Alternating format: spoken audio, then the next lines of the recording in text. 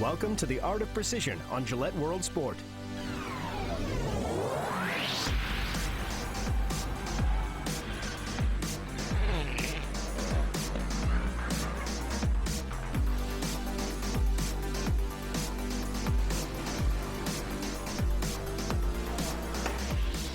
Coming up today, we're catching the swell with big wave surfer Ollie O'Flaherty.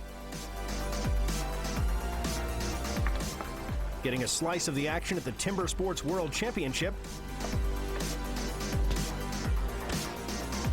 And touring one of Team USA's lead Olympic training facilities. I have everything that I need here, not just physically, but also mentally.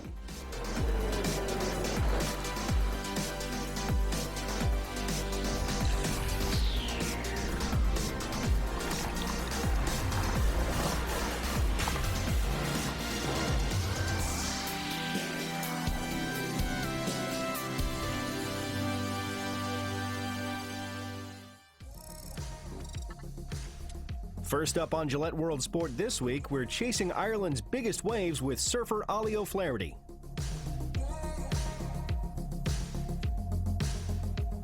The adrenaline is like, it's a complete addiction. I think all the hard work and for it to pay off like it does in those moments, and to get that feeling and the euphoria, I suppose, of surviving or just riding waves like that is incredible. To be honest, I'm super scared all the way until I'm out there, and then I just kind of settle in the moment and accept that I'm there, and then I just, you just do it.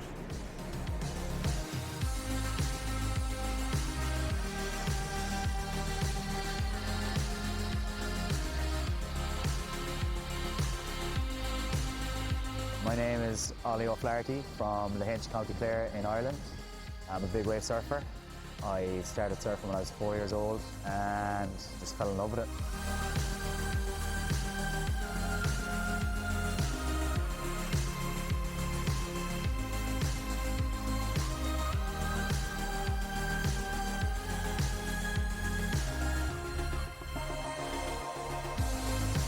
There's definitely an element of you against nature or you against the sea, but I think the more you embrace it as you're kind of a guest in the ocean as opposed to being out there to tame it, it's like bull riding, it's always trying to knock you off, but when you stay on, it's pretty amazing. In Ireland, a lot of the waves are located in places that are hard to get to. It's pretty crazy that you have to climb down these massive cliffs to get to surf this crazy wave, so it's the whole experience as a whole. It's kind of like a natural amphitheater, It's one of the best natural amphitheaters in the world, so. It's more mental than it is physical. I think everybody can survive underwater for a certain amount of time or survive a wipeout, but it's the kind of person are the people who don't panic in the moment. Because if you panic, that's when things go wrong. So it's really 90% mental. And you can prepare physically all you want, but if your head isn't in it, you shouldn't be out there. When I wipe out, I try to let nothing go through my mind. Oh my goodness! I'll pick a song or pick a topic to kind of drift my mind to, that'll take my mind off it. Or even just completely changing what's going on in my head, what am I going to have for dinner, or how long does it take me to drive home tonight, or something like that, It seems to work for me so far.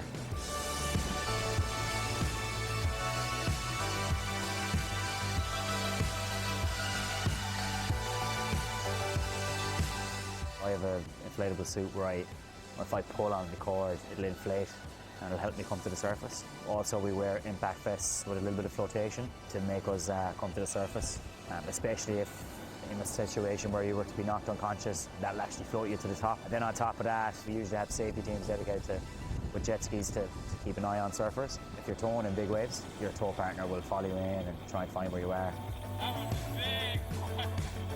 It's not always guaranteed they'll find you straight away or they'll get you straight away, so you have to be physically fit to do it, just so that you avoid injury and can actually surf for a full day and not just get one wipeout and it's over. If you're not that fit, one wipeout will end your day, Whereas if you're on top peak physical performance, you can last through a few crazy wipeouts. For tow surfing, the board will be really heavy, so it'll be the same size as a normal board, but could weigh anything up to 40 kgs, just to keep you on the face of the wave. Because if you're riding massive waves and big chop and big stormy seas, the board has to be able to stay on top of the water or you'll just get knocked off. Originally I was making polyurethane boards and I got very bored of that, so I moved to the epoxy side of it. I make my boards out of EPS foam, and I cut blanks out with a hot wire, and then I glass them with the epoxy resin. Foam, some would argue, would be the most important part of it, but the different resins now, there's so many different resins on the market, and people are only just starting to tap into that. We're starting to push the envelope now on the size that you can actually surf epoxies in. There was a little bit of a misconception that you couldn't surf an epoxy board over 5 foot or 5 6 foot waves. We're slowly trying to prove them wrong.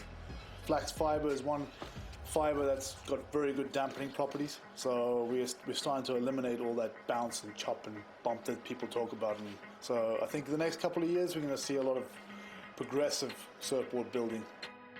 If it does hit you, it could knock your head off. But touch wood, I haven't got hit with my board yet. The Irish surf scene is pretty amazing. We're kind of within big wave surfing, we're a tight-knit group. It takes a lot of dedication and a lot of hard work, and to sum it up in words, riding waves like that, it's better than any feeling I've ever experienced. I don't know, if you're ever lost in a moment, that's as lost as you could possibly be,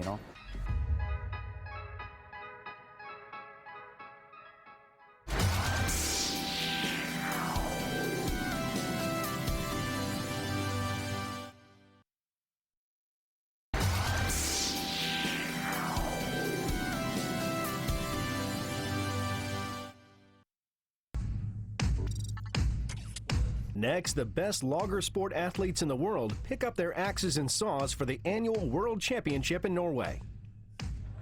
The Steel Timbersports World Championship 2017 saw more than 100 athletes from over 20 nations battling it out in front of a sellout crowd in Lillehammer. Competitors were tested over 6 disciplines. First up was the underhand chop, cutting through a horizontal block with an axe, where Matt Koger of the USA shot to the top of the leaderboard with a day record of 16.14 seconds. He was unable to replicate that success in the stock saw, where the athletes must cut 2 slices off a log using a downward then upward motion. Here, Mitch Hewitt of Canada completed the task in a winning time of 10.3 seconds. Hewitt also took the top honours in the standing block chop, cutting through a vertical block of wood with an axe in 18.56 seconds. Next up, reigning champion Jason Wynyard proved his skill in his showpiece discipline, the single buck, where competitors sliced through a 46-centimetre log using a 2-metre single-man crosscut saw. The New Zealander completed the task in 10.33 seconds, taking the lead in the process. In the penultimate event, the springboard, competitors attach and use 2 springboards to ascend to the top of a 9-foot pole and chop through a firmly attached 27-centimetre diameter block of wood positioned at the tip of the log. Here, Mitch Hewitt took his 3rd win of the competition, narrowly missing the world record time at 38.66 seconds. This would award him 3rd place overall, and due to consistent performances, the title contention would be between reigning champion Jason Wynyard and Australian Brad DeLosa, separated by only 3 points. The grand finale, the highly customised racing chainsaw hot saw, was a tense round.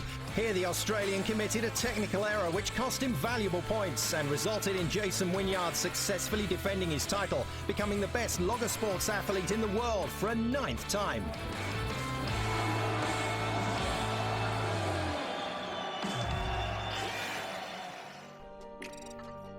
Now we join some of Team USA's elite athletes as they train at one of the country's lead Olympic training sites.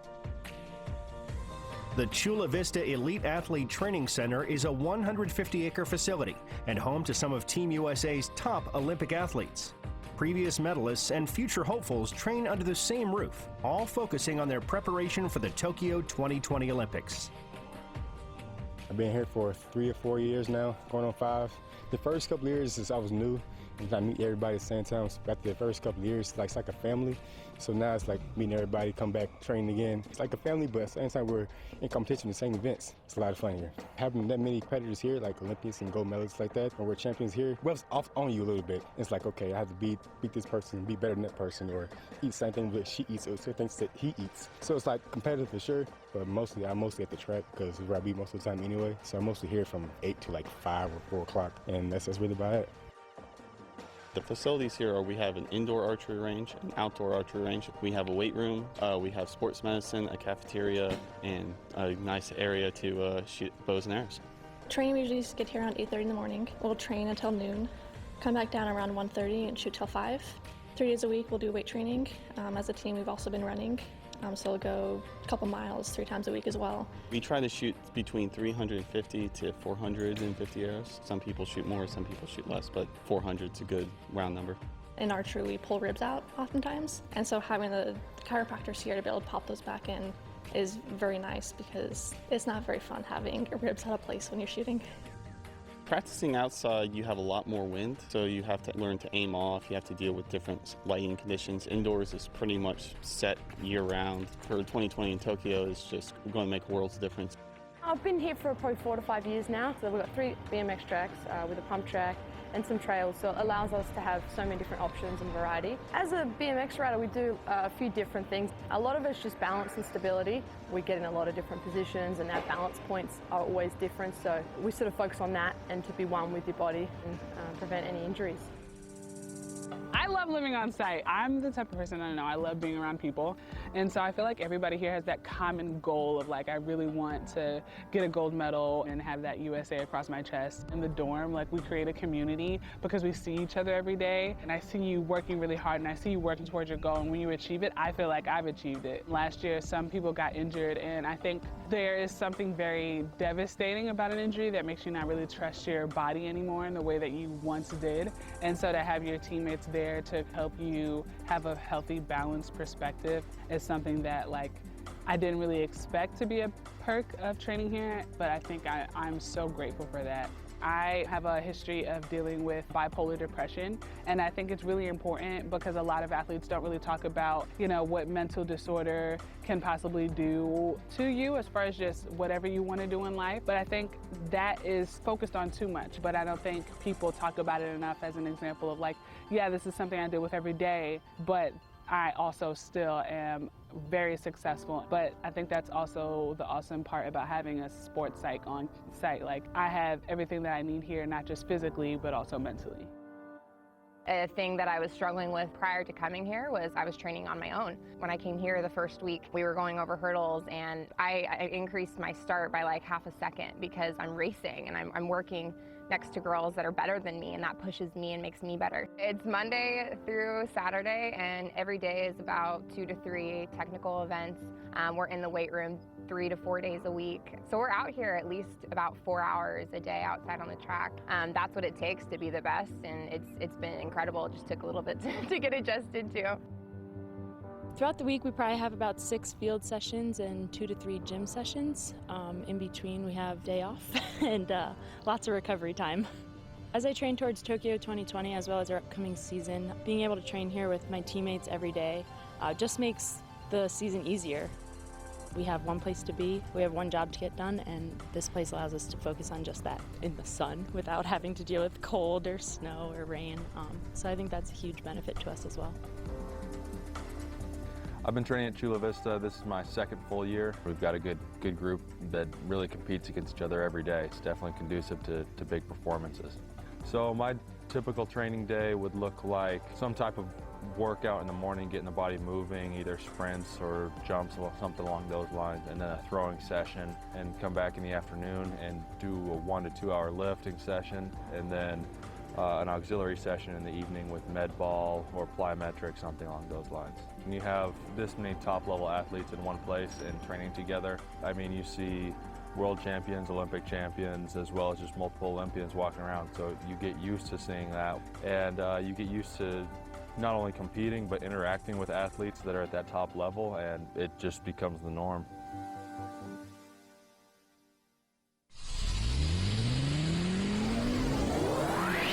Still to come, we're at the final round of the Global Champions Tour and at the first leg of the Volvo Ocean Race.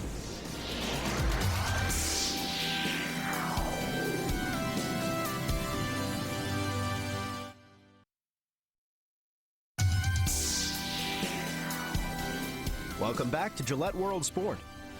Coming up, we hoist the sails on leg 1 of the Volvo Ocean Race and jump into the season finale of the Global Champions Tour.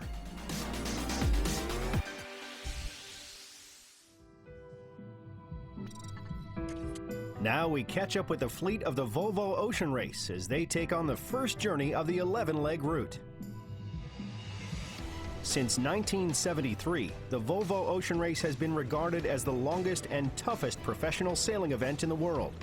Over 4 decades, the Ultimate Ocean Marathon has pitted the sport's best sailors against each other on a relentless adventure across some of the world's toughest waters. After 12 editions at 500,000 miles, racing began for the latest 7 teams to take up the challenge on the 22nd of October. They set sail from Alicante to race over 45,000 nautical miles across 4 oceans and touching 6 different continents on their way around the globe. Having already sized each other up over 4 races in the brand new Leg 0, which acted as a preliminary qualification round, the whole fleet had time to reflect and analyze their performances whilst docked in Alicante. It's nice to be here in Alicante. We've had a really solid warm-up. It's given us a lot of confidence, but we're into it now for the real deal, and this is what we've come for, so I think we're ready to go. It's hard to, test how you're really going, and we've done prologues and Leg 0s and import races, and finally what we want to do is get out there and actually get on with the racing proper. We are waiting this moment since a long time. The last day are always hard, and the pressure is coming up, and as soon as we leave the dock, we are going to play the game, and we are very excited. 70,000 people crowded into the race village to see the 7 teams off. The fleet jostled and fought for the lead right from the start, leading to a close call for D. Kafari's Turn the Tide on Plastic and David Witt's Scallywag as they sailed right into the middle of the spectator fleet as they exited Alicante. It was the scariest thing I've ever done. At the leaving mark, there was just a wall of boats with nowhere to go. 3 boats behind and 2 boats in front. And now we've just got to stay with everyone. Dongfeng race team largely avoided the start line drama, but were the first of the fleet to take the lead. Holy moly, that was intense. I think I'm only just sitting down and taking a breather now, but we managed to come out in front and battling it out here with Mapfre now. As they sailed through the first evening, the gap between the teams began to close. AXA Nobel and Vestas 11th Hour Racing made a bold call to sail towards the Spanish mainland, with the rest of the fleet remaining further offshore. The move paid off as the breakaway pair moved into fresher breeze and took the lead. As they cleared the Gibraltar Strait, Mapfre made large gains on the leaders and found themselves in a battle with AXA Nobel for second place. But Vestas 11th Hour Racing were now holding off the charge from the trailing boats as they prepared to round the small island of Porto Santo off Madeira on their way to the finish line in Lisbon. The team had an early morning lead of 34 nautical miles over second-placed Mapfre, but suffered a swift change in pace as the wind shut down on their final approach. The crew on the Vestas boat held their nerve, agonizingly tacking and zigzagging in the light winds, and finally secured Leg 1 victory in 6 days, 2 hours, 8 minutes, and 45 seconds. Pretty incredible finish here for the first leg. We're all over the moon right now. We didn't really think about it until we crossed the line. It was a short leg, but it had everything involved. We had heavy conditions, light conditions, everything. So good way to start it all off. It's probably one of the legs I was least looking forward to, but we did a lot of preparation and it went really well. And we sort of stuck to our guns and stuck to our plans and made good decisions, and all the things we sort of put forward to work on and improve on from the prologue race, we put to good use in the beginning of that leg, and it set us off on a strong foot. There's no better way to kick off the event. We've been working at getting to this point for a really long time, and we have a great group of people. Everybody's put in a lot to get here, and I think this is a strong statement for what's to come for us. Spain's Mapfre continued to battle all the way to the finish for second, whilst Dongfeng race team fought their way back from last place earlier in the leg to claim a creditable third. 1 down, 10 to go, with a 3-week stopover in Lisbon giving the teams a chance to regroup before the second leg, a 7,000 nautical mile marathon to Cape Town, South Africa. Time now for a look at the videos making the social headlines this week. Boston Celtics' Gordon Hayward was working on his shooting whilst seated while recovering from a broken leg. Meanwhile, Golden State's Steph Curry showed that he can hit threes with his feet with this precision basket. Norwegian skier Benjamin Fothun may have created a new diving discipline with this diving board transfer. Golfer Hoos Leiten was practicing in South Africa when he hit his ball a little too close to this crocodile. Skateboarder Boo Johnson landed this kickflip over a motocross bike. while Simon Holberg opted to take on a park of a different kind.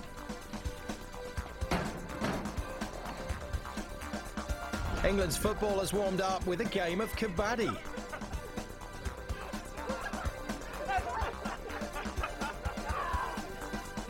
Double amputee skateboarder Felipe Nunes was on fire in this Tampa skate park.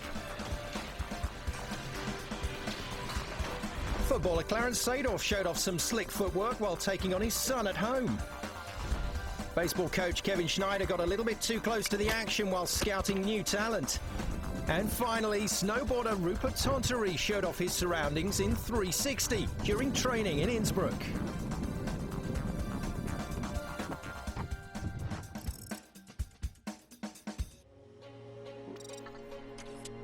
Finally this week, we're in Doha, Qatar for the finale of the 2017 Longines Global Champions Tour.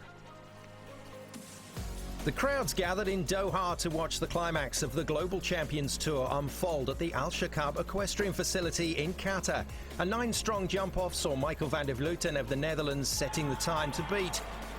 But the pace was upped first by Peter Fredriksson of Sweden, and then again by Janneke Sprunger of Switzerland, who took the lead in 37.34 seconds. Young rider Kevin Jochems of the Netherlands couldn't beat her time as he ground to a halt before the penultimate vertical. That was a bit naughty. That was a bit naughty. He didn't deserve that. But up next was home favourite Bassam Mohammed, backed by strong support from the crowd. There's the time to beat. He's got him for sure. Go on, Bassam. 35-31, he gets in front, and the home colours will fly. With many of the following riders struggling, it all hinged on last to go Kevin Stote. The speedy Frenchman appeared set for victory, but when the Longines fence fell, the crowd erupted with joy. Bassam Mohammed had secured the win on home soil.